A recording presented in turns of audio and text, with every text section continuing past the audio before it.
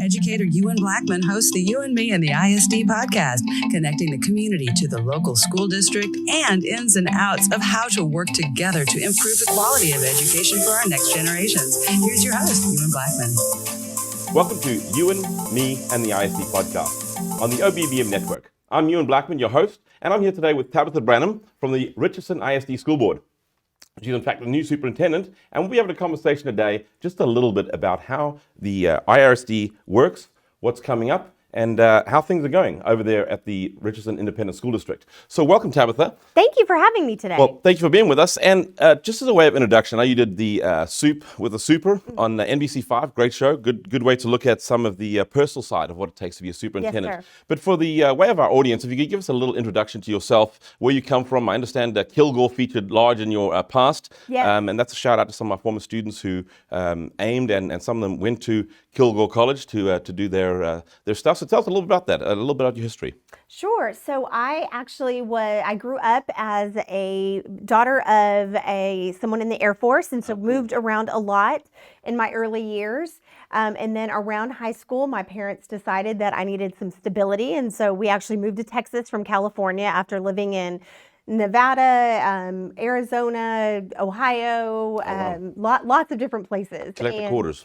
Yeah, it was. Yeah, so I was collecting quarters. And so I actually graduated high school from South Lake Carroll. That was back when it was a small 3A town. Sure. We were in the heyday of winning the state championships under the coaching of the infamous Bob Ledbetter. And following high school, and believe it or not, my husband and I, we met in high school. We were high school sweethearts. I was a freshman and he was a junior. His dad was our superintendent. So my father-in-law, at the time I didn't know, but my future father-in-law actually handed me my diploma, and his signature is on our diploma. So it's a very special thing. But after graduating South Lake Carroll, I went to Kilgore as a Ranger Ed. I danced my whole life and was not ready to give that up. And then my husband and I, after leaving Kilgore, we got married. He was a proud graduate of Texas A&M University. Oh, there you go. And we settled up in the Metroplex. And I knew really early on that I wanted to be a teacher. I think I knew from the time that I was little. I would line up, my dolls. If I had friends over at my house, my bedroom was turned into a classroom, and I was always teaching. It's a calling, yeah. It was a calling. I knew that's what I wanted. And then having both of my in-laws were educators, and having their influence and seeing they were just such successful school leaders and then district leaders, and to see what they did and their impact, I knew that was what I was meant to do. And so I had the opportunity. I taught in Carrollton Farmers Branch. I taught in South Lake Carroll, but I spent most of my career in Coppell ISD. All right. I was a junior high teacher, went on to become a high school principal there, worked in central office. The hardest job in many ways, middle school teaching. Middle school teaching. A junior high Texas history and U.S. history teacher. But I will tell you, I loved it. I loved teaching that 6th, 7th, and 8th grade. There was a maturity about them that you could have really rich conversations. Yeah. But man, they still loved you, and they Right. wanted their hugs and affirmation. For sure.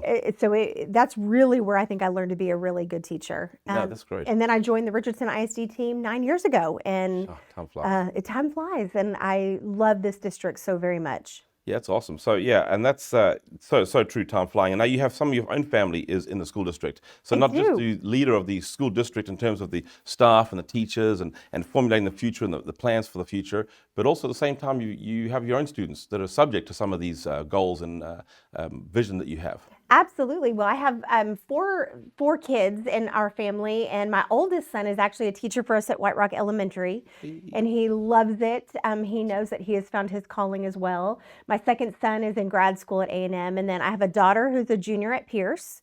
She's a cheerleader and very involved in all things related to the Pierce Mustangs. And then I have a second grader at Spring Creek.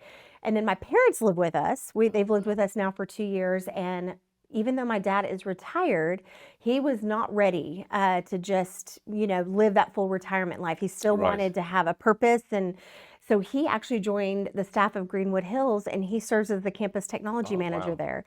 So I have like in-house market research. Wow. Like I've heard of empty nesting. You got full nesting. I've got full nesting, and I get feedback, every day around what's working and what's not working and what could be better. And so I get it both from a student and a staff, perspective every single day. And then my husband, he's an educator as well. And so I also get perspective from him around as a parent, man, that communication could have been faster. So by the time the community's coming at you, like if I'm bringing I've heard it all. Stuff, you've already been there. Yes. And speaking of that, how do you deal with those challenges of being a superintendent and having some folks, because there is vast disagreement in a community because there's a plethora of different people, backgrounds, philosophies, political, religious, personal. And how do you deal with some of that? And more specifically, how do your husband? I guess you have to be one here to discuss that. But how do you discuss some of the wranglings that go on and some of the and thankfully it's calmed down a lot of late. It hasn't been as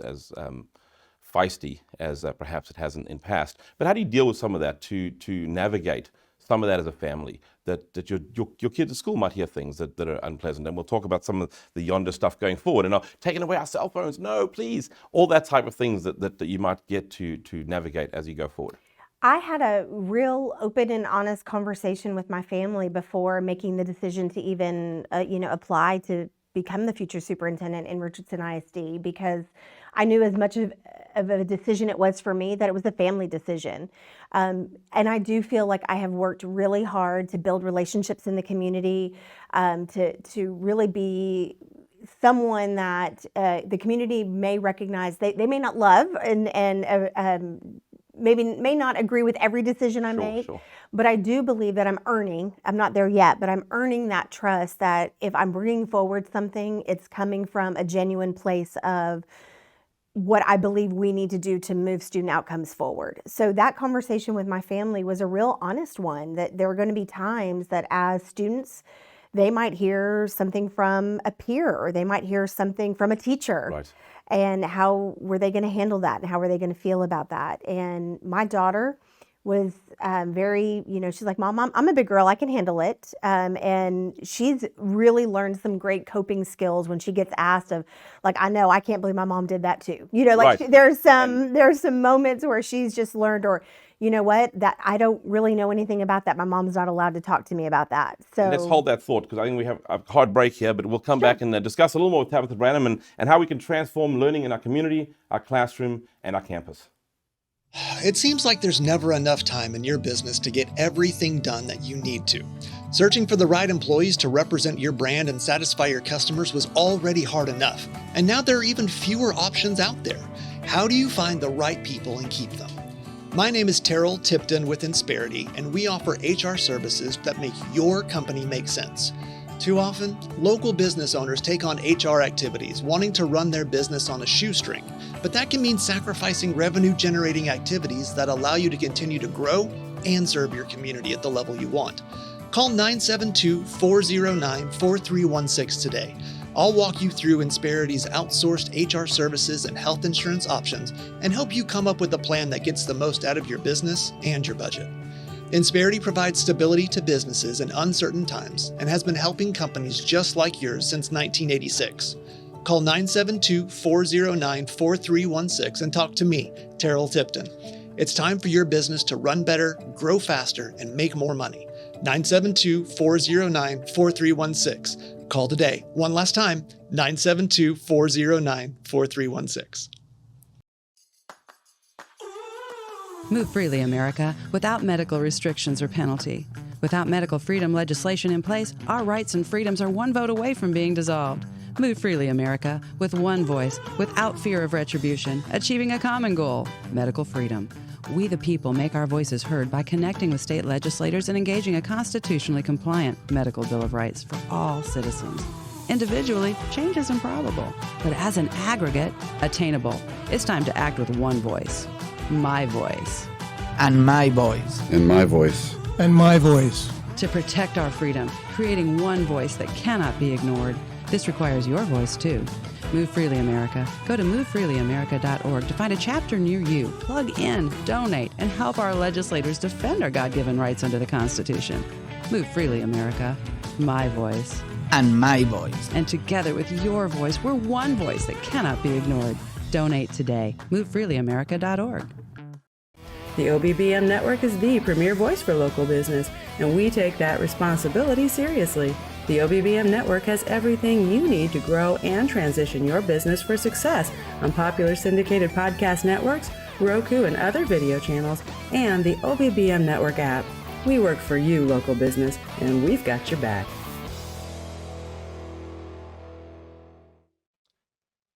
Welcome back to Euan, Me, and the ISD.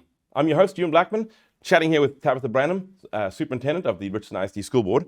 And we're just going to segue into talking about family and community involvement and how we can look at the transformative learning, the TLC3, I think. It was a piece you wrote a while back on digital learning. And it was a very forward-looking piece about how does technology integrate into the school system today and what advantages can we get out of that. If you'd like to talk a little bit about how you see what RISD is doing with technology and what's happening in the space for us going forward. Sure. I think technology can play a really important role in the education of our students.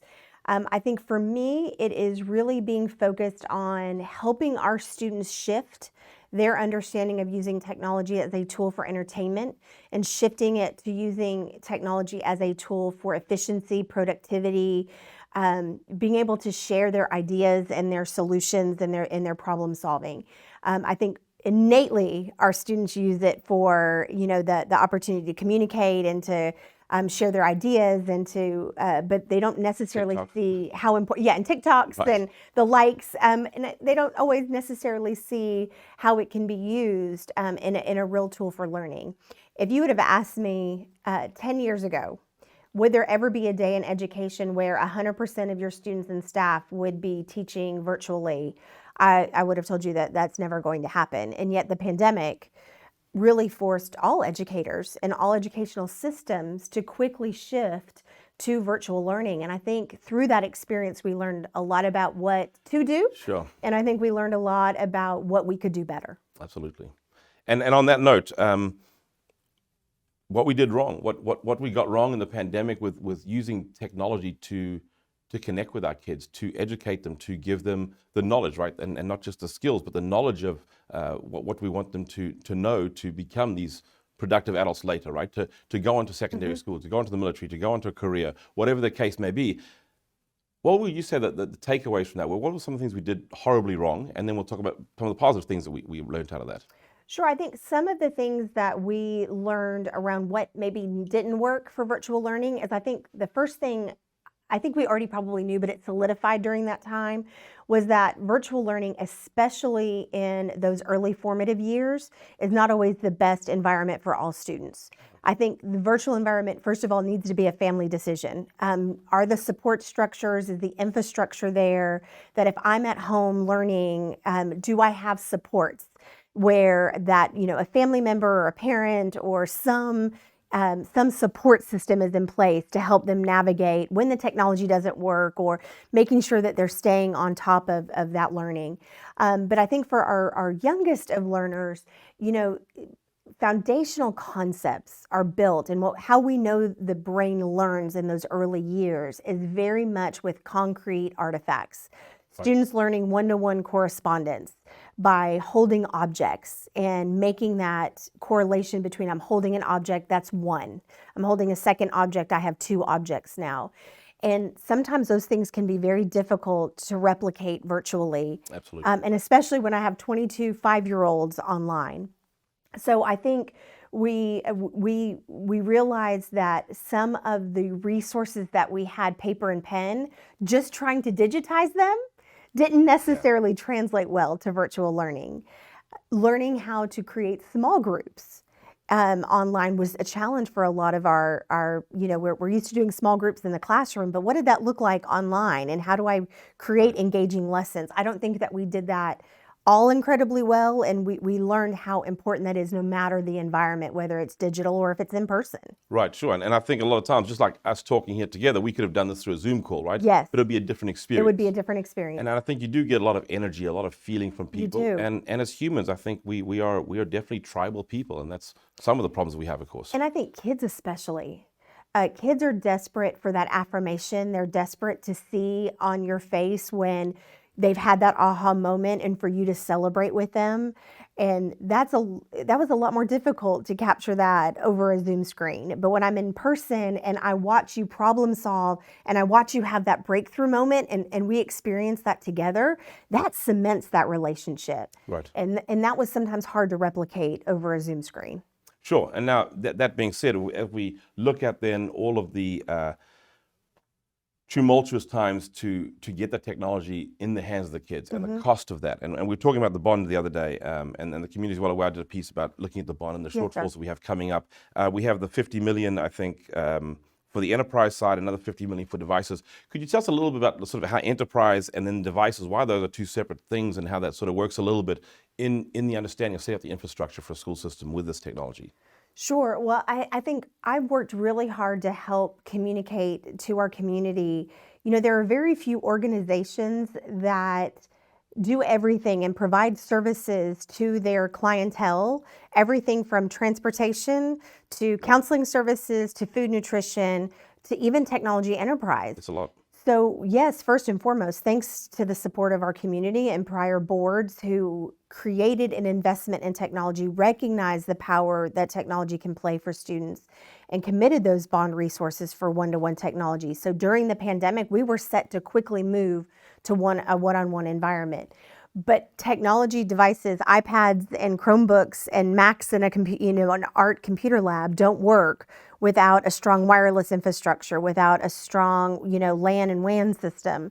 And we have an entire department that is created around creating that infrastructure side so that students have dependable, reliable, redundant, technology services, that when they go to log in, they can count on it, that it's safe. Right. Cybersecurity continues to be a priority for all school districts, I think for all organizations. So we have to have cyber, security experts on our team to ensure that the students' information is secure. I mean, it takes all of that if we're going to allow technology to be a powerful part of everyday learning. No, that's a great point, and a good stopping point. We are up on a break here to look at how we then utilize that technology to have those outcomes for our kids that are most important, and that is to teach our kids what they need to learn. Yes. And how do we utilize those tools to do that? So we'll be right back. Multiple streams of income are the local business owner's new protection against inflation. If you enjoy sharing health insights and helping others live their healthiest lifestyle possible, you can create wealth for yourself and your family by doing what you love to do every day. Call 469-939-8933. Discover how to incorporate additional financial revenue into your love of health and wellness and the work you're already doing, using your time wisely and leveraging networks you already work with. Ready to learn more? Join the Wellness Institute's Carola Bradas, subject of the book, Look Beyond Tomorrow, to help even more people realize their potential and achieve their health goals. Build a side business with products sourced in North America and protect your bottom line. Call 469-939-8933 today. That's 469-939-8933. Call now.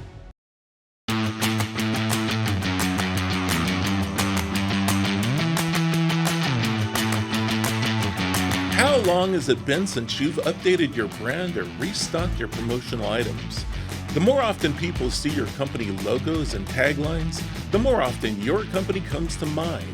That top-of-mind thinking is exactly what grows businesses and generates revenues. So at Big Feet Creations, I've dedicated my time and talent for over 30 years designing and illustrating print and digital products that people love and remember. Now we're adding website design and audio-video editing too. Call Big Feet Creations at 469-450-7350. I'm a big guy, and I've taken big steps to help you grow big. Big Feet Creations, 469-450-7350. Call today. That's 469-450-7350.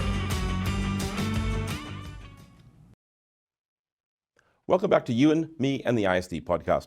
I'm your host, Euan Blackman, sitting with Tabitha Branum, Superintendent of the Richardson ISD School District. And we've been just talking a little bit about technology and technology in the classroom. And to segue that into looking at virtual learning and a virtual learning academy, there was some discussion last year about virtual learning. The school board took a look at it, I think, in April of 2021. It was going to be about $1.5 million to roll out.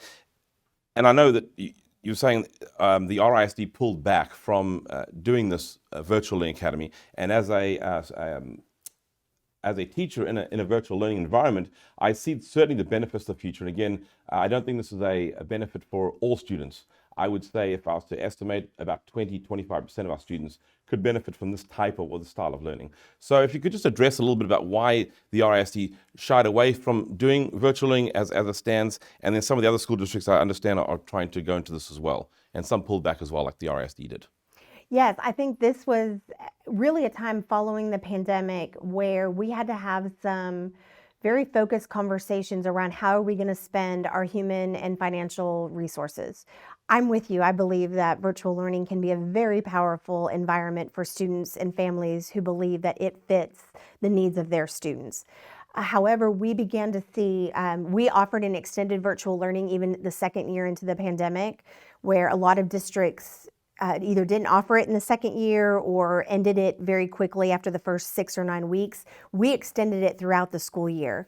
And really by the end of the first semester, we had less than 100 students that were still engaged in virtual learning. So in the end, as you have mentioned, you know, every district in the state of Texas right now is challenged financially. Sure. And we need to make sure that every dollar is really being focused on outcomes for students. If we're going to do virtual learning, I want to do it well, and I want to be the best. And to do that, I knew we would need significant amount of resources, both on materials, because again, just taking something that you have in person now and digitizing it doesn't make that great for virtual learning. You know that. Right. You're an expert at that.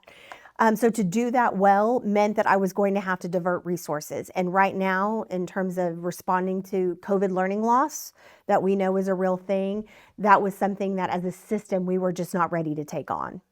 Yeah, and with all the ESSER funds to put into that, I think the RISD, the federal government, I think, dished out 108 for us in terms of ESSER funds to go to various buckets? The main ESSER 3 funds, we received $68 million. 68 on the ESSER 3, okay, super. And so that then goes to some of the positives that came out of that, because we were able to spend money on doing Saturday schools, doing after-school tutoring, things that were cost prohibitive in the past. Absolutely. That we now had some funding to do. And I'll be honest with the audience, we had some really great looking scores come out from a number of schools, double-digit increases in some of the areas. I'll shout out to Forest Meadow Junior High. Me too. Out there you go. Out there this morning, taking a look at what they have going on, because I think they're doing some things very right and very good from that. So I'll give Tabitha just a chance to highlight a couple of the successes from the STAR, some of the things we saw coming out, and then some of the challenges that we have going forward. Sure. I think the number one success that we saw in the spring assessment of STAR was we have many areas, 14 of 16 measures for meets and master's level of STAR performance for reading were at or above where we were pre-pandemic. Oh, wow. So pre-pandemic. Before we even had the learning loss. So to see that kind of acceleration and that kind of recovery just is so significant. However, it's slower in the areas of math and science. Right. Again, that I mentioned earlier how concrete mathematics is for our students, and for our third graders, almost their entire early learning was during COVID.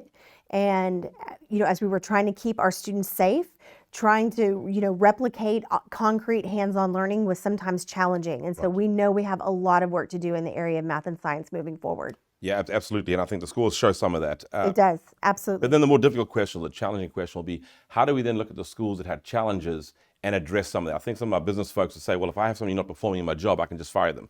School districts are a little more complicated, a little more difficult than that. And obviously we don't want to advocate for just firing people wholesale either, because it is, as we said earlier, talking about your calling into teaching and my calling into teaching. So those are difficult things to navigate. Somebody who's called to do something that's a specialized skill set.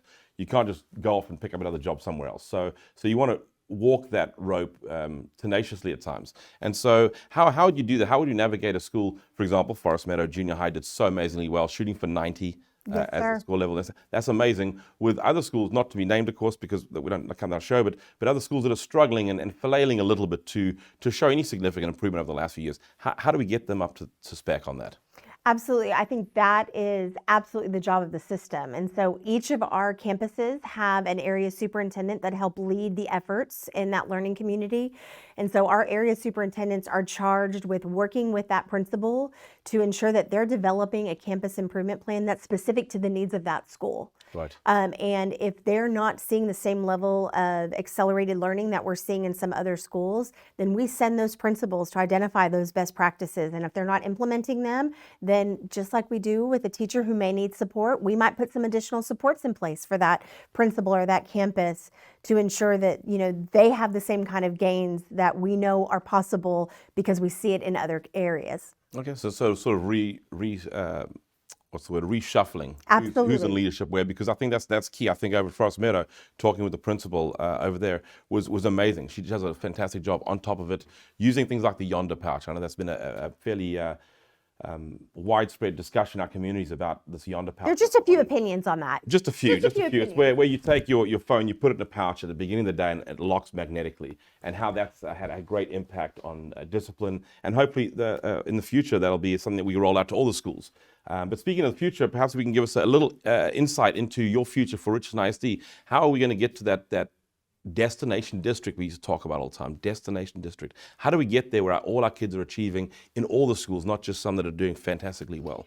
If you were to ask anyone, who is Tabitha Branum and what is she about, they're going to tell you, I'm about every child every day. And that's not just polite words, that is my passion. Every child has to be seen, every child has to belong, every child has to know their value. And at the end, how do we ensure to every one of our parents and our guardians that at the end of the day, their child is leaving better emotionally, socially, and academically? And if we're doing that every child every day, great outcomes will happen for all 37,319 students. That's awesome. And we look forward to that time, and we look forward to partnering with the Richardson ISD and your own school district to help affect those outcomes, to help change the lives of kids so they can become these great grown-up, well-adjusted adults who will be great contributors to our society. So thank you again for tuning in. Thank you to Tabitha Branum for being my guest today. It's been an amazing show. Thank you. And we hope we'll have some more of these conversations. Yes, sir. I think they're very instructive for all of our folks. And until next time, this has been Euan, me, and the ISD Podcast. I've been your host, Euan Blackman, on the OBBM network. Thank you. You've been listening to the Euan, Me, and the ISD Podcast on the OBBM Network Podcast. For guest and sponsor information, reach out to Euan at 214-901-5013. For programming information and permissions to reproduce all or portions of this podcast, please call 214-714-0495. Euan, Me, and the ISD Podcast are protected under copyright law, and reproduction without permission is strictly prohibited. Follow the OBBM Network Podcast wherever you listen to podcasts, and remember to leave us a review. Thank you for listening. Share this with your friends and family for a proactive approach to solving issues in our school districts.